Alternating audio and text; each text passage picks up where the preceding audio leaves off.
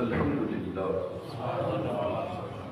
لله رب العالمين الرحمن الرحيم الذي أرسل حبيبه رحمة للعالمين والصلاة والسلام على خاتم الأنبياء والمرسلين وعلى آله وأصحابه وآبائه وأزواجه وعترته وجميع أمته وأهل سنته أجمعين.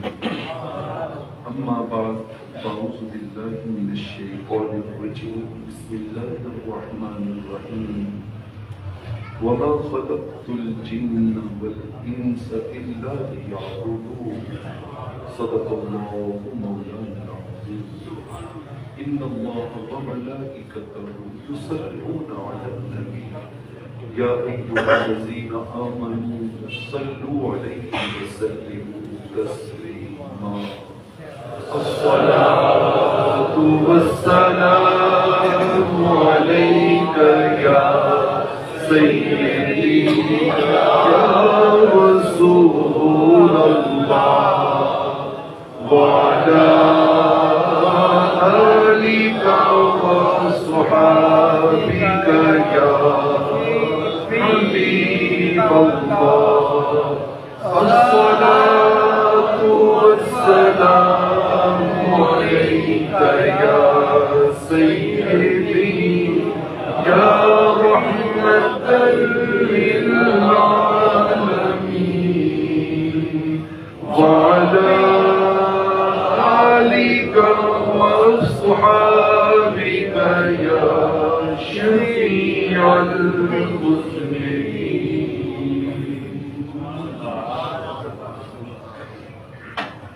اللہ تبارک و تعالیٰ کا بے حد و حساب شکر ہے جس ذات کریم و حلیم و عظیم کے لطف و کرم سے ہم اس کی بارگاہ کرم و رحمت و عظمت میں حاضر ہیں.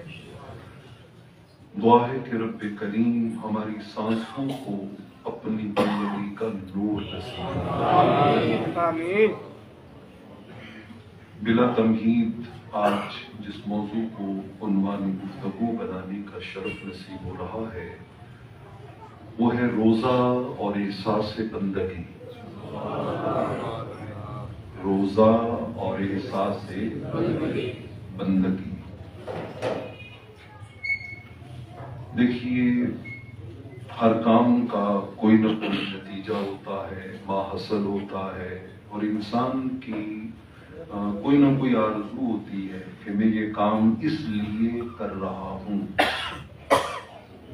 بدقسمتی سے گزشتہ 10-15 سالوں میں الا ماشاء اللہ ہمارے ہاں مزاج یہ بن گیا کہ تلاوت سننی ہے تو مزہ لینے کے لیے، نعت سننی ہے تو مزہ لینے کے لیے، تقریر سننی ہے تو مزہ لینے کے لیے. یعنی اللہ ماشاء اللہ ہم نے ہر روحانی ایکٹیویٹی کا جو آبجیکٹیو ہے وہ کانوں کی لذت، حظ سماعت، اس کو ہم نے اپنا ٹارگٹ بنا لیا. اور پھر وہ اگر سستے ساؤنڈ سسٹم میں مزہ نہیں مل رہا تو مہنگا ساؤنڈ سسٹم، اگر وہ محلے کے سادہ سے بندے کی نعت سننے میں مزہ نہیں مل رہا تو لاکھوں روپے دے کے ہم اچھی آوازوں کے سننے کے رسیا بن گئے. مجھے اس بات کی کبھی سمجھ نہیں آئی کہ وہ جو 2 لاکھ 4 لاکھ 5 لاکھ لے کے نعت پڑھ رہا ہے، سننے والوں کو اس کی نعت کا مزہ کیسے ملتا ہے، اور جو بیچارہ بغیر کسی اجرت کے نعت پڑھ رہا ہے اس کی نعت کا مزہ کیوں نہیں ملتا. ایک سوال ہے. اگر تو نعت کی بنیاد حضور علیہ السلام سے پیار ہے، کیا ہے؟ پیار ہے. تو بھلے گلی سے گزرنے والا کوئی ریڑھی والا بھی اگر محبت سے کہے گا نا یا رسول اللہ، تو تو وہ سن کے بھی دل میں محبت اور پیار پیدا ہوگا، اس کا بھی لطف اور کیف آئے گا۔ تو ہمارے پرائورٹیز بدل گئی، ترجیحات بدل گئی، اور میں ہمیشہ اس طرف آپ کو متوجہ کرتا رہتا ہوں، اور جو جتنی جلد اس کی طرف متوجہ ہوتا ہے اس کو میں پتہ ہے کس لیے کرتا ہوں، میں اس لیے کرتا ہوں کہ ہم وہ کام کرتے بھی ہیں مگر ہمیں ان کا مزہ نہیں آ رہا ہوتا، روحانی مزہ، وہ جو ایک انسان کے سیرت و کردار وہ بدلنے والی کیفیتیں ہیں وہ نصیب نہیں ہو رہی ہوتی۔ تو اگر ہم وہ مطلوب اور مقصود بنائیں تو پھر وہ نصیب ہونا شروع ہو جاتی ہے۔ تو آج کی اس گفتگو میں ہم یہ جاننے اور سمجھنے کی کوشش کریں گے کہ یہ احساس بندگی کیا ہے، اور یہ نہ ہو تو انسانی زندگی کس ڈگر پہ گزر رہی ہوتی ہے، اور یہ مل جائے تو انسانی زندگی میں کیا تبدیلیاں آتی ہیں۔ پھر ہمیں پتہ چلے گا کہ ہم کہاں سٹینڈ کرتے ہیں۔ 4 روزے گزرنے کو ہیں، قیمتی ترین ہماری زندگی کے ایام، قیمتی ترین ہماری زندگی کی راتیں وہ گزر رہی ہیں، لیکن آپ کہتے ہیں سیزن آ گیا ہے۔ کیا آ گیا ہے؟ سیزن آ گیا ہے۔ اللہ کی عزت کی قسم، قبر کی آگ بجھانے کا سیزن آ گیا، رحمت کونین کے جلوے پانے کا سیزن آ گیا، خود کو حضور کی شفاعت کا حقدار بنانے کا سیزن آ گیا ہے۔ کائنات میں ہمارے دنیاوی مفاد کے آنے والے سارے سیزن مل کر بھی اس سیزن کے ایک لمحے کا بھی مقابلہ نہیں کر سکتے۔ ہمیں اس کا احساس ہونا چاہیے۔ انہی تمہیدی کلمات کے ساتھ وہ کسی نے کہا تھا، زندگی زندگی پر خطر زندگی، زندگی زندگی پر خطر زندگی، ساتھ چھوڑے کہاں کیا خبر زندگی، ایک آتی ہوئی ایک جاتی ہوئی، 2 ہی سانسوں پہ ہے منحصر زندگی، کیسی عیاش ہے کتنی مغرور ہے، اپنے انجام سے بے خبر زندگی، کوئی راہ پر نہ منزل نہ سمت سفر، جا رہی ہے نہ جانے کدھر زندگی، تو نے نادان سمجھا ہے منزل سے، تو نے نادان سمجھا ہے منزل سے، چند روزہ ہے بس ایک سفر زندگی۔ یہ زندگی جس کی کوئی حقیقت ہے ہی کوئی نہیں، پانی کا بلبلہ ہے جس میں ایک لمحے میں انسان کہاں سے کہاں پہنچ جاتا ہے۔ آپ یقین جانیے اگر یہ تصور ہونا کہ یار بس وہ ایک لمحہ اگر آج میری زندگی میں ہے تو 2-4 گھنٹوں کے بعد میں منو مٹی کے نیچے اندھیر کوٹھڑی میں ایک کوٹھڑی ملنی بس رہن والی، جد نہ بوئے نہ باریاں میں، بچ چمن خزاں جد وال کھولے، پنچھی اڑ گئے مار اڈاریاں نے، محمد بوٹیا جھوٹا ہی جگ سارا، کملی والے دیاں سچیاں یار۔ وہ تصور اگر ذہن میں ہونا تو پھر انسان بہت کیئرفل ہو جاتا ہے، محتاط ہو جاتا ہے، پھر اس کے لیے گناہ بہت مشکل ہو جاتا ہے۔ میں نے سورہ زاریات کی آیت نمبر 56 آپ کے سامنے تلاوت کی ہے، اور اسی کے معنی و مفہوم سے ہم اپنی گفتگو کا آغاز کرتے ہیں۔ رب ذوالجلال نے قرآن مجید فرقان حمید میں یہ پورا تھیسس ہے اس ٹاپک کے اوپر کہ اے انسان، ہم نے تمہیں بے مقصد پیدا نہیں کیا، شتر بے مہار کی طرح تمہیں نہیں چھوڑ دیا کہ تمہاری زندگی کا کوئی آبجیکٹیو ہی نہ ہو، مقصد ہی نہ ہو۔ تم نے بنا لی ہیں مقاصد کہ میری زندگی کا مقصد فلاں عہدہ حاصل کرنا ہے، میری زندگی کا مقصد فلاں بنگلہ بنانا ہے، میری زندگی کا مقصد فلاں کاروبار اسٹیبلش کرنا ہے۔ ہم نے بنا لیے مقاصد۔ رب ذوالجلال نے ارشاد فرمایا، بندے یاد رکھنا کہ یہ تمہارے بنائے ہوئے مقاصد ہیں، میں نے تمہاری زندگی کے یہ مقصد نہیں بنائے۔ میں نے کیا بنائے ہیں؟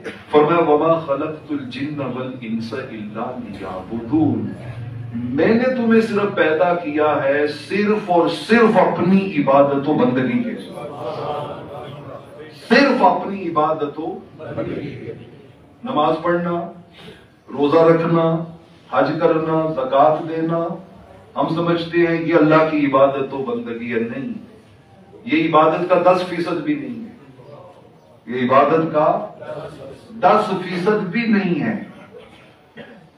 رحمت کونین صلی اللہ علیہ وسلم صحابہ کے ساتھ بیٹھے ہوئے ہیں تو اچانک نہ وہاں سے ایک جوان گزرا، ایک جوان، جہاد کا سفر تھا، تو ایک جوان گزرا جس کو رب ذوالجلال نے بہت خوبصورت جسم عطا کیا تھا، طاقتور، توانا، بڑا وہ جیسے کوئی باڈی بلڈر ہوتا ہے نا، طاقتور، چوڑے چوڑے شانے، چوڑا سینہ، بڑا چہرہ، جیسے کوئی شیر کی طرح دکھتا ہے، وہ گزرا تو صحابہ کرام کی اس پہ نظر پڑی تو صحابہ کہتے ہیں کاش ایسا طاقتور جوان اللہ کے راستے میں ہوتا۔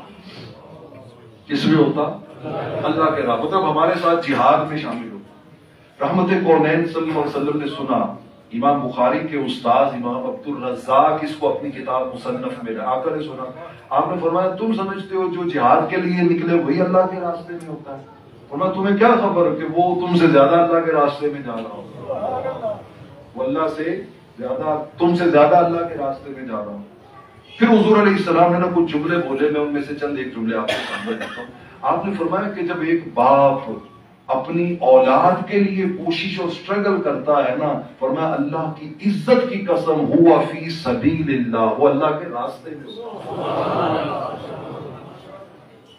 فرمایا جب اولاد اپنے بوڑھے ماں باپ کی خدمت کی کوشش کرتی ہے نا، ماں باپ کے لیے آپ خدمت سر انجام دے رہے ہیں، فرمایا تم نے سمجھا کہ صرف تلوار اٹھا کے تمہارے ساتھ جانے والا اللہ کے راستے میں، نہیں، فرمایا بوڑھے ماں باپ کی خدمت کی کوشش کرنے والا بھی ہر لمحے اللہ کے راستے میں، وہ اللہ کے راستے میں ہے۔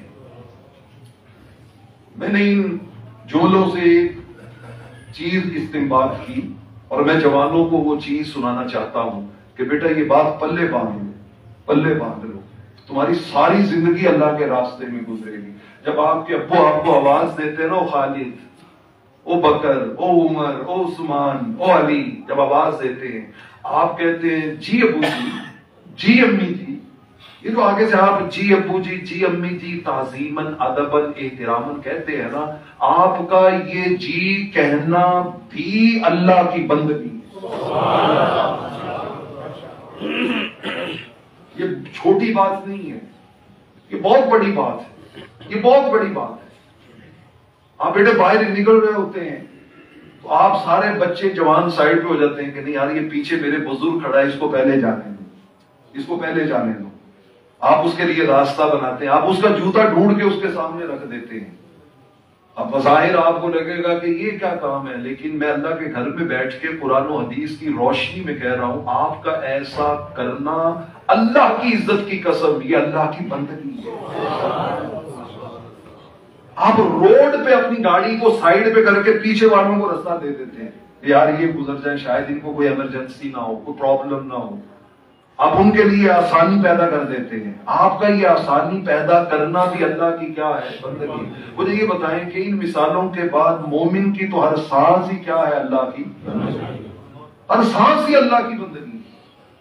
ہم بندگی کو نماز، روزہ، زکوٰۃ، حج کے ساتھ جوڑے ہوئے ہیں، نہیں، وہ تو 10% بھی نہیں بنتا، وہ تو 10% بھی نہیں بنتا۔ حضور بھائی یزید بستامی رحمۃ اللہ تعالی علیہ نے اپنے مریدین کے ساتھ ایک گلی سے گزر رہے تھے، اس گلی میں ایک فاحشہ عورت رہتی تھی۔ اس نے دیکھا کہ وہ بندہ آ رہا ہے جو ایسی باتیں کرتا ہے جو میرے ذوق کے مطابق نہیں ہے، تو اس کو ایک شرارت شیطان نے سجائی۔ اس نے نا اپنے گھر کی نوکرانیوں سے کہا جاؤ چولہے میں سے جتنی راکھ پڑی ہے نا، سوا جسے ہم کہتے ہیں پنجابی میں، وہ اکٹھی کر کے لے آؤ۔ وہ لے آئے اور وہ لا کے نا اس نے وہ آ کے اوپر اپنے چبارے پہ کھڑی ہوگی، جیسے ہی عزت بھائی یزید بستامی نیچے سے گزرے نا، اس نے اوپر سے وہ راکھ اس روم پر پھینک دی، وہ ان کے سر پہ گری، داڑھی مبارک پہ گری، چہرہ سارا راکھ سے بھر گیا، کپڑے بھر گئے۔ اب مریدین تو دیکھ کے جنان میں آ گئے، غصے میں آ گئے۔ اچھا جیسے ہی وہ راکھ گری نا ان کے اوپر، انہوں نے بڑے سکون سے کہا الحمدللہ، کیا کہا؟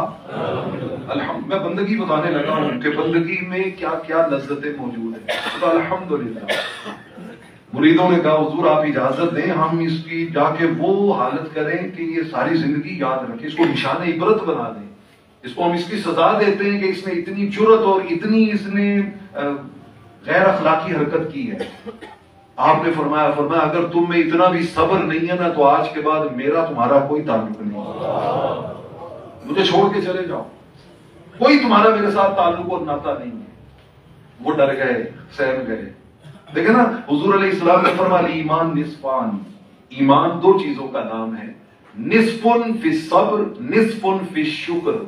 آدھا ایمان صبر کرنا ہے، آدھا ایمان شکر کرنا ہے. آدھا ایمان کیا ہے؟ صبر کرنا. اور آدھا ایمان کیا ہے؟ شکر کرنا. اور صبر کرنا وہ نہیں ہے جس کو ہم صبر وہ بھی 10% ہے صبر کا، کہ ہم سمجھتے ہیں بیماری آ گئی تو صبر کر لیا، نقصان ہو گیا تو صبر کر لیا، خدا نہ خواستہ ایکسیڈنٹ ہو گیا تو صبر کر لیا، کوئی کاروباری لاس ہو گیا تو صبر. وہ تو صبر اضطراری ہے، مجبوری کا صبر ہے. یہ صبر 90% اور ہے. اور یہ وہ صبر ہے کہ جہاں پہ آپ سب کچھ کرنے کی طاقت رکھتے ہو، سب کچھ کرنے کی طاقت رکھتے ہو. دیکھیں نا جیسے آج کل آپ صبر ہی تو کر رہے ہیں، فریج بھرا ہوا ہے نعمتوں سے، فروٹ سے، نعمتوں سے، چیزوں سے، مشروبات سے، لیکن آپ صبح سے لے کے شام تک آپ کہتے ہیں نہیں اب کھانے کی اٹریکشن نہیں، اب کھلانے والے کی رضا چاہیے. اب کھانا غیر اہم ہو گیا ہے، کھلانے والا کیا ہو گیا ہے؟ اس کا حکم ماننا ہے. میں نے قطرہ بھی اپنے حلق سے نیچے نہیں. دیکھیے روزہ پتہ ہے کیا بندگی سکھاتا ہے؟ روزہ بندگی یہ سکھاتا ہے وہ بندے کبھی تنہائی میں بیٹھ کے غور کرنا اس رب کے کہنے پہ تو نے حلال چھوڑ دیا ہے، حرام کیوں نہیں چھوڑا. یہ بندگی ہے، یہ روزہ ہمیں سکھاتا ہے، یہ ٹرین ہمیں کرتا ہے وہ کہ تو نے اس رب کے کہنے پہ. اور کیا ہے ہمارے لیے انسینٹیو؟ یہی ہے نا کہ حکم خدا ہے کہ طلوع سحر سے لے کے غروب آفتاب تک تمہارے حلق سے ایک قطرہ بھی نیچے نہیں جانا چاہیے، ایک لقمہ بھی نہیں کھانا. بچے بھی اس کو نبھا رہے ہیں، جوان بھی نبھا رہے ہیں، بوڑھے بھی نبھا رہے ہیں، طاقتور بھی نبھا رہے ہیں، کمزور بھی نبھا رہے ہیں. تو یہ جو بندگی کی ہم پریکٹس کرتے ہیں دراصل یہ سکھانے اور بتانے کے لیے ہوتی ہے کہ بندے تیری باقی زندگی بھی اللہ کی کس میں گزرنی چاہیے؟ بندگی میں گزرنی چاہیے. تو حضرت بایزید بستامی رحمۃ اللہ تعالی علیہ انہوں نے کہا کہ تم چھوڑ کے چلے جاؤ اگر تمہارے اندر صبر نہیں ہے. انہوں نے معذرت کی. ان کا حضور پھر ہمیں یہ سمجھ نہیں آیا آپ نے الحمدللہ کیوں کہا ہے، آپ نے الحمدللہ کیوں کہا ہے. آج سجدہ کرتے ہوئے نا اس بات کو یاد کیجئے گا تو آپ کو سجدے کا نشہ ہی ہو رہا ہے، کیف ہی ہو رہا ہے. ان کا میں نے نا الحمدللہ یہ کلمہ شکر اس لیے کہہ کے اللہ کا شکر ادا کیا ہے. میں نے کہا مولا اس سر تے گناہ دی وجہ تو اگ دے لائق سی، اس سر تے گناہ دی وجہ تو اگ دے لائق سی، تیرا شکر ہے تو نے سواد ہی گزارا کر دیا، صرف رات پہ ہی مجھے معاف کر دیا، مجھے چھوڑ دیا ہے. تو میں نے رب کے اس کرم پہ اللہ کا کیا ادا کیا ہے. اس کو بندگی کہتے، اس کو بندگی کہتے. حضرت خواجہ حسن بصری رحمت اللہ تعالی نے، کون خواجہ حسن بصری؟ یہ رحمت کونین کے کاشانہ نبوت میں ہے، تابعی، صحابی نہیں ہے، تابعی ہیں.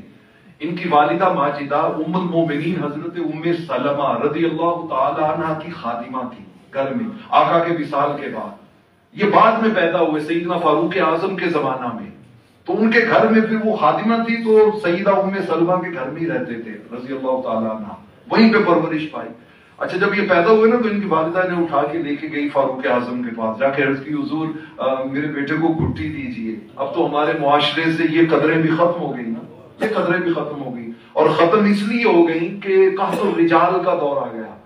پہلے جس گھر میں بچہ پیدا ہوتا تھا نا تو انہیں بڑے بڑے محدث نظر آتے تھے، بڑے بڑے مفسر نظر آتے تھے، بڑے بڑے مشائخ نظر آتے تھے، بڑے بڑے اہل اللہ نظر آتے تھے، درد دل رکھنے والے نظر آتے تھے، سچے رب کے اولیاء نظر آتے تھے. تو وہ اپنے بچوں کو اٹھا کے لے کے جاتے تھے ان کے پاس کہ یہ ہمارے بیٹے کو گھٹی دے دے، ہمارے بیٹے کو گھٹی. یہ صحابہ کی سنت ہے رحمت کونین کے زمانے میں، خلفائے راشدین کے زمانے میں، اور میرے بچپن تک مجھے اچھی طرح یاد ہے کہ میرے بچپن میں ہمارے گھر میں 20 بار ایسا ہوا، 20 بار کہ لوگ اپنے بچوں کو اٹھا کے، ابھی پیدا ہوا ہے بچہ، لے کے آ گئے، انہوں نے آ کے والد گرامی سے کہا کہ جی اس کو گھٹی ہم نے کہا تھا حافظ صاحب سے دلوانی ہے، ہم نے گھٹی حافظ صاحب سے دلوانی ہے۔ تو جب وہ اہل اللہ موجود تھے نا تو تب اس طرح کی بھی، اب ہمارے جیسے بد کردار لوگ آ گئے، بے حال لوگ آ گئے، بے عمل لوگ آ گئے، تو اب وہ قدریں بھی ختم ہو گئی۔ مگر نا اس گھٹی کی تاثیر کتنی ہے، وہ لے کے گئی، ان کا حضور گھٹی بھی آپ دیں اور میرے بچے کو نا دعا دیں، ابھی یہ چند گھنٹوں کا ہے تو اسے دعا بھی دیں۔ تو سیدنا فاروق اعظم رضی اللہ تعالیٰ نے حضرت حسن بصری کو گھٹی دی اور 2 دعائیں دی۔ آپ نے فرمایا یا اللہ اسے اپنے دین کا علم عطا کرنا، اور دوسری دعا دی یا اللہ اسے لوگوں کا محبوب بنا دے۔ اللہم فقہہ فی الدین وحببہ الی الناس او کما قال۔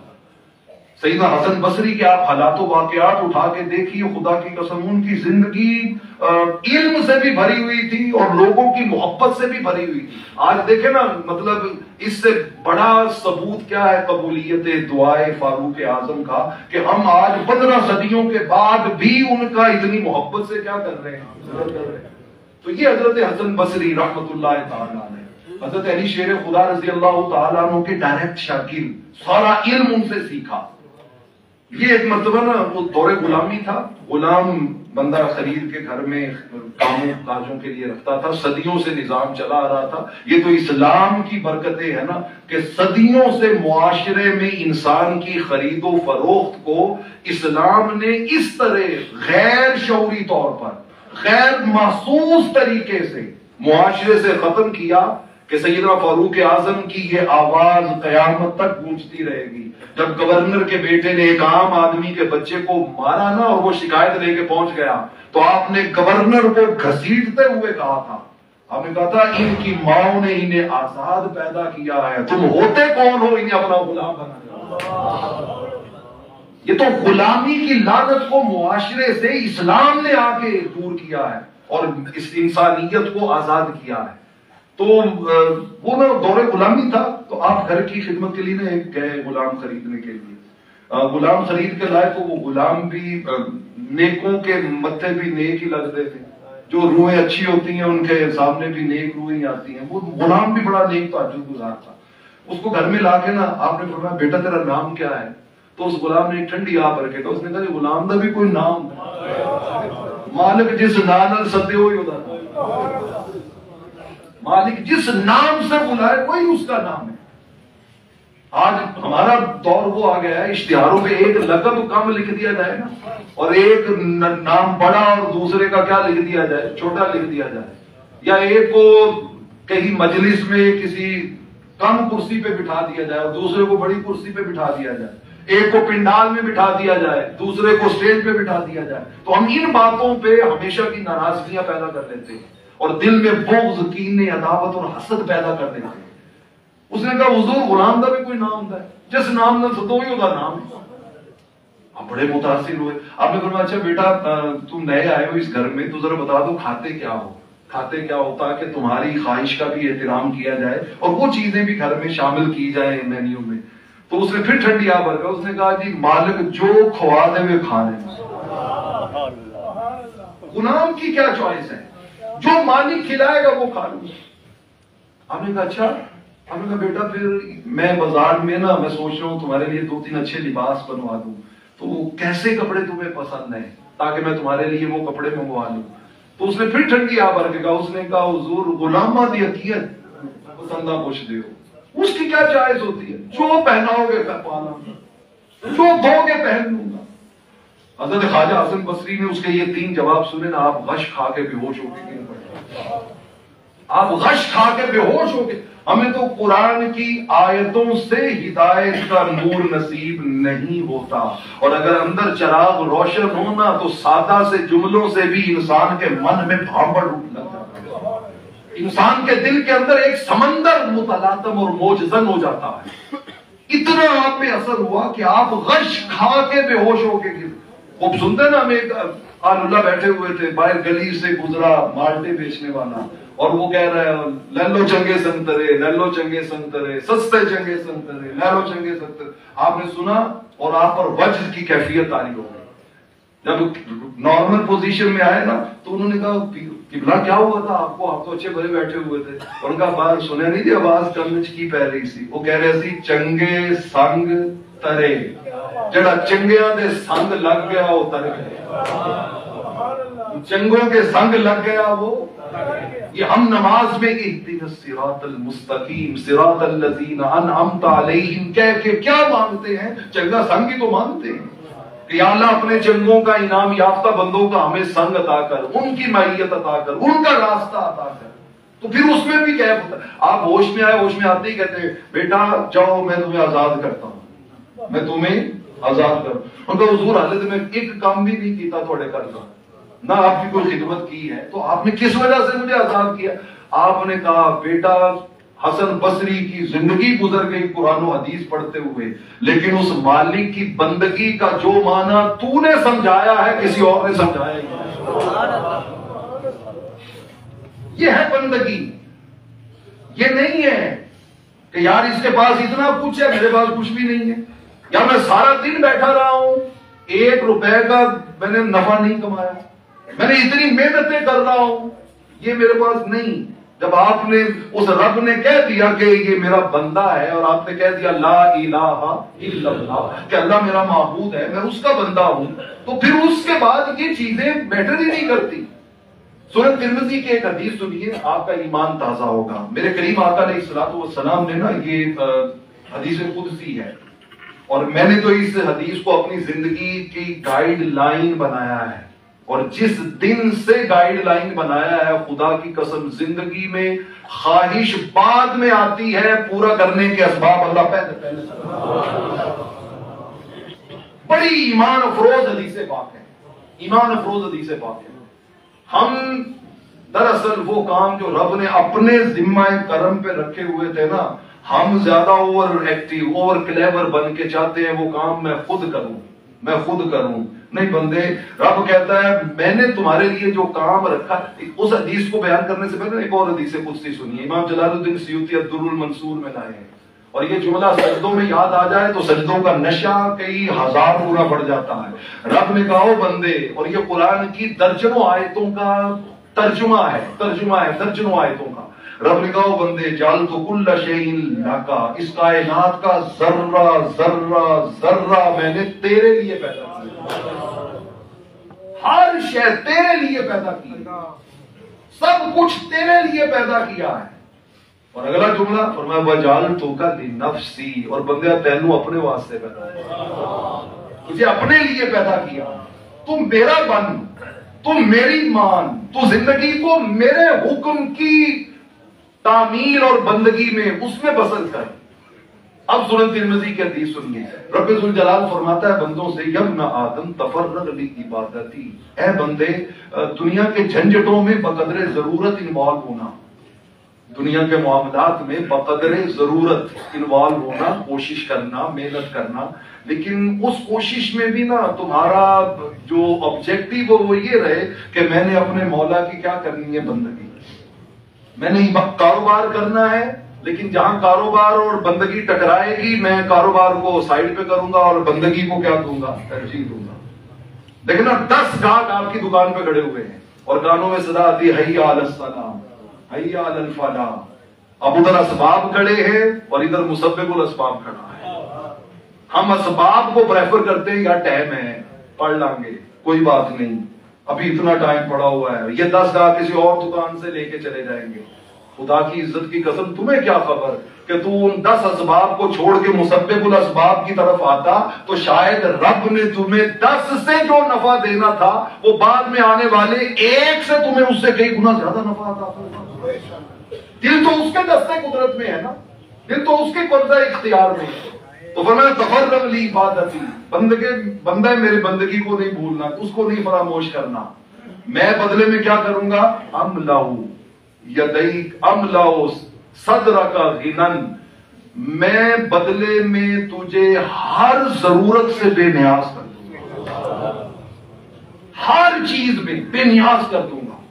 تجھے پیسہ چاہیے ہوگا تو ضرورت سے زیادہ دوں گا، تجھے علم کی خواہش پیدا ہوگی تمہاری ضرورت سے زیادہ علم دوں گا، تمہیں عزت کی طلب پیدا ہوگی، تمہاری خواہش سے زیادہ عزتیں تمہارے لیے میں پیدا کر دوں گا، لیکن شرط کیا ہے کہ تم نے زندگی کس میں گزارنی ہے؟ میری بندگی میں، میری بندگی میں۔ اور ساتھ ہی رب ذوالجلال نے دوسرا جملہ فرمایا، وَإِلَّا، اور اگر تیرا پوائنٹ آف ویو یہی ہو کہ نہیں آبجیکٹ اپنا اسباب ضروری ہیں، ان کے اوپر محنت ضروری ہے، اللہ غفور الرحیم ہے، معاف کرنے والا ہے، چلو کوئی بات نہیں، یہ کر لیں، معافی مانگ لیں گے، یہ رشوت سے آ رہا ہے اتنا پیسہ تو آنے دیں، یہ سود سے آ رہا ہے اتنا پیسہ تو آنے دیں، یہ دھوکہ دہی سے آ رہا ہے اتنا پیسہ تو آنے دیں، یہ فراڈ کرنے سے آ رہا ہے اتنا پیسہ تو آنے دیں، وہ سارے معاملات اللہ کہتا ہے کرتا رہے۔ فرمایا یاد رکھنا یہ سارے کام کرنے کے بعد تمہیں ملے گا وہی جس کا فیصلہ میں نے پہلے سے کر دیا ہوگا۔ اس نے تبدیل نہیں ہونا، اس نے زیادہ نہیں ہونا، اس نے بڑھنا نہیں ہے، اس نے بہت زیادہ نہیں چلے جانا۔ ہاں اس حدیث کی روشنی میں ایک رزلٹ ہے، اگر آپ زندگی بندگی میں گزارے نا تو وہ جو رب نے فیصلہ کیا ہوا ہے وہ اتنی سی محنت سے مل جاتا ہے، جو رب نے ہمارا رزق مقدر کیا ہے وہ اتنی سی محنت سے۔ اور اگر ہم بندگی کو سائیڈ پہ کر کے اسٹرگل شروع کر دیں تو خدا کی قسم ملتا وہی کچھ ہے جو فیصلہ کیا ہے، لیکن محنت اس کے لیے اتنی ہو جاتی ہے، محنت اتنی ہو جاتی ہے۔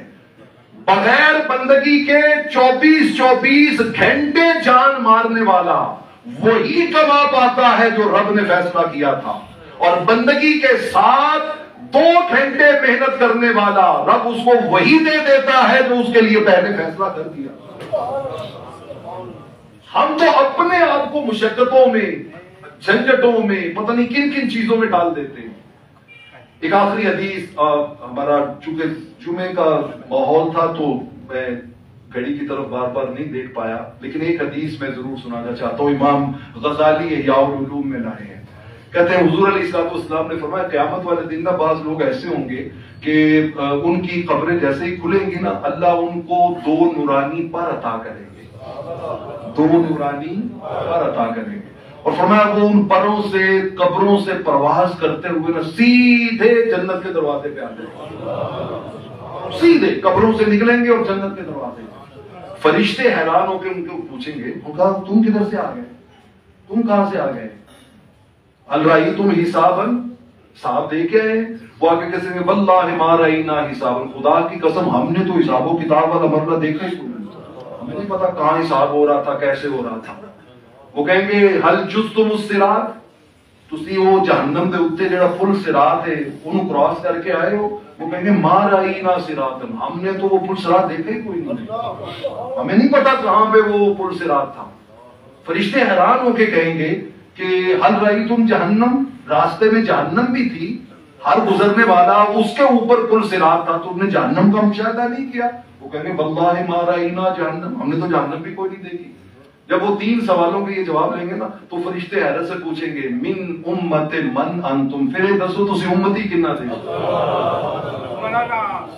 یہ بتاؤ کہ تم لوگ امتی کن کے ہو، امتی کن کے ہو؟ ہم تو سارے کہتے ہیں ہم حضور کے امتی ہیں، ہم حضور کے امتی ہیں، ہم حضور کے امتی ہیں۔ کاش اس دن دروازہ جنت پہ فرشتوں کو یہی جواب دے سکیں، وہ بڑی خوشی کے ساتھ کہیں گے، پوچھا امتی کن کے ہیں؟ ہم محمد مصطفیٰ کے کہیں گے اچھا نشدناکم اللہ حدثونی ما کانت اعمالکم فی الدنیا، ان کا تم رب دا واسطہ دینے ہیں، سچی سچی دسنا دنیا چ کر دے کی سو، دنیا میں کرتے کیا تھے؟ یہ ہے بندگی، دنیا میں کرتے کیا تھے؟ ان کا جی 2 چیزیں، اچھا 2 کہہ کے نا پھر رک جائیں گے، حضور نے فرمایا، اور وہ کہیں گے تو ہم تمہارے ذہن میں یہ نہ ہے کہ شاید ان 2 کی وجہ سے ہم یہ پروٹوکول لے کے آئے ہیں، نہیں، ان کا یہاں پر ہم آئے ہیں صرف اللہ کے فضل کی وجہ سے۔ کس کی وجہ سے؟ اللہ کے، اس میں ہمارا کوئی کمال نہیں ہے، ہم تو جسٹ تمہیں بتانے لگے ہیں، تم نے چونکہ اللہ کا واسطہ دے کے پوچھا ہے تو بتانے لگے کہ 2 چیزیں، کہیں یہ نہ سمجھنا کہ ان 2 کی وجہ سے ہم یہاں اللہ کے فضل کی وجہ سے ہی آئے ہیں، اللہ کی رحمت پہ یقین اور بھروسہ۔ وہ کہیں گے ہمیں پتا ہے لیکن اس فضل کو پانے کے لیے جو دو اعمال کرتے تھے وہ بھی تو بتاؤ نا کیا کرتے تھے. انہوں نے کہا کننا اذا خلونا نستحیی الناس. پہلا کام یہ کرتے تھے کہ اسی کلے بھی ہونے جانا تے رب دی نافرمانی کردے شرم آندی سی. ہم خلوت میں ہوتے تھے نا، تو خلوت جب کوئی دیکھنے والا نہیں ہے، نہ ابو کو پتا، نہ امی کو پتا، نہ دوستوں کو پتا، نہ بھائیوں کو پتا، نہ ٹیچر کو پتا، کسی کو کوئی پتا نہیں ہے، لیکن ہم خلوت میں بھی ہمیں نافرمانی کرتے ہوئے اللہ کی کیا آتی، شرم آتی، حیا آتا تھا. اور دوسری چیز انہوں نے کہا رب نے ہمیں جو دے دیا تھا نا ہم اس کی عطا پہ راضی تھے. ہم اس کی عطا پہ کیا تھے؟ راضی تھے. یار وہ میرا کزن اتنا خوبصورت ہے، میری شکل کالی کیوں ہے؟ کوئی شکوہ نہیں ہے. یار وہ میرا فلاں چاچا، اس کی اتنی گاڑیاں میرے پاس کیوں نہیں ہے؟ کوئی شکوہ شکایت نہیں ہے. یار یہ میرے ساتھ ہم اکٹھے ایک ہی کلاس میں پڑھتے تھے، یہ یہاں پہنچ گیا اور میں ابھی وہیں پہ ہوں. حسد شروع ہو گیا، کینہ شروع ہو گیا، بغض شروع ہو گیا، غیبت شروع ہو گئی. نہیں، کوئی ٹینشن ہی نہیں ہے. انسان یہ تصور کر لے کہ میرے مالک نے مجھے جہاں جب جیسے جس حال میں رکھا ہوا ہے، اٹ از دا بیسٹ. یہ سب سے بہتر تھا میرے لیے، اسی میں میرے لیے سب سے بہترین بھلائی تھی. جب آپ یہ کہہ دیتے ہیں خدا کی عزت کی قسم آپ بندگی کی معراج پہ چلے جاتے ہیں، بندگی کی معراج پہ چلے جاتے ہیں. تو میں بات کو پھر اسی پیغام کے ساتھ جوڑنا چاہتا ہوں کہ روزہ دراصل ہمیں احساس دلاتا ہے کہ اے بندے اے بندے اے بندے، جس رب کے کہنے پہ تو نے حلال چھوڑ دیا ہے نا، اگر چاہتا ہے کہ وہ رب ہمیشہ ہمیشہ کے لیے راضی ہو جائے تو پھر اس رب کے کہنے پہ حرام بھی چھوڑ دے. جس رب کے کہنے پہ آج تیری فجر پہ آنکھ کھل جاتی ہے نا، اس رب پہ یقین تو کر کے دیکھ، وہ باقی 11 مہینے بھی تہجد پہ تیری آنکھیں کھول دیا کرے گا. جس رب نے آج تیرے لیے رحمتوں کے دروازے کھول دیے ہیں، جنت کے کھول دیے ہیں، جہنم کے بند کر دیے ہیں، اس پہ یقین کر، وہ باقی 11 مہینے بھی جہنم کے دروازے بند رکھے گا، جنت کے کھول کے رکھے گا. اس کو بندگی کہتے ہیں، اس کو بندگی کہتے ہیں. اللہ ہمیں اس بندگی کی راہ کا مسافر بنائے. آمین.